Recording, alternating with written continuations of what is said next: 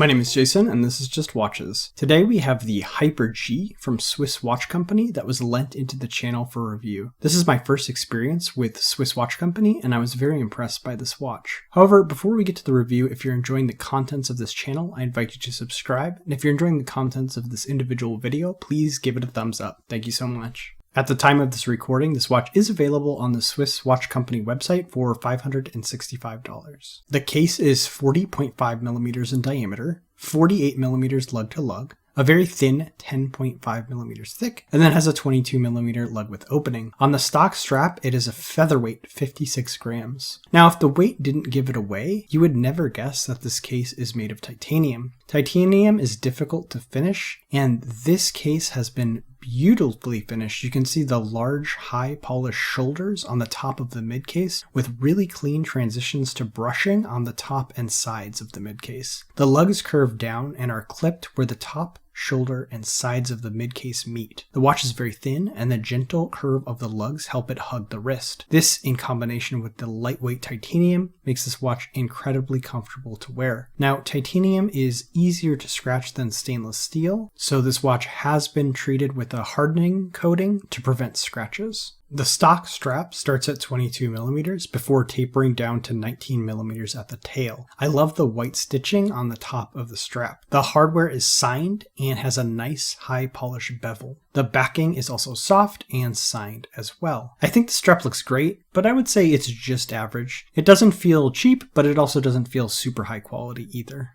The screw-in caseback helps provide 100 meters of water resistance and has information about the watch, including something you don't see every day. This watch has a soft iron core that provides additional magnetic protection. This watch is powered by the Sellita SW200, which is a hacking, hand-winding 28,800 vibration per hour movement with a 38-hour power reserve and a stated accuracy of plus or minus 12 seconds a day. However, this one has been regulated by Swiss Watch Company to an even tighter standard. Finally, we have a quick set date. And as you can see, this one is definitely keeping excellent time, plus 1 seconds a day with the dial up, and then around plus 2 to plus 4 seconds a day with the crown up. The 7mm screw-down crown is beautifully finished. The large knurling has been brought up to a high polish against a satin background, and then the crown is also signed with the Swiss Watch Company logo in high polish. The threading and unthreading action is smooth. Now, I love larger crowns like this because they make winding and operating the watch just so much easier overall. The flat sapphire crystal has been treated with 16 layers of anti-reflective coating. This helps with the dial's extreme legibility. The use of a flat crystal also helps maintain the overall thinness of the watch.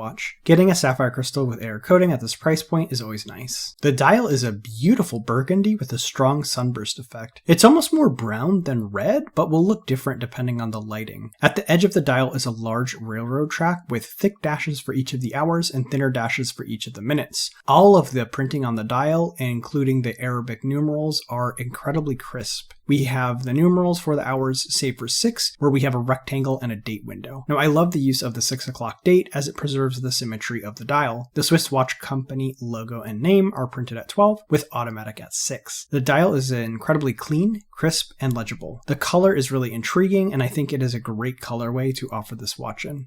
The sword-style hands are gabled and filled with lume. They are also rhodium plated. Now, this is only the second time I have seen rhodium plated hands, and I have to say I am super impressed by them. The effect doesn't really come through in pictures, but they just gleam in a way that stainless steel does not. The hour and minute hands are also the perfect length, with the minute hand terminating in the very center of the railroad track around the edge of the dial. Finally, the long second hand is a simple, high-polished stick with a nice counterbalance. These hands, in combination with the dial, make this watch extremely legible. The lume is bright and responsive. You will see that the numerals fade a little bit faster than the hands, but overall the lume on this watch is solid.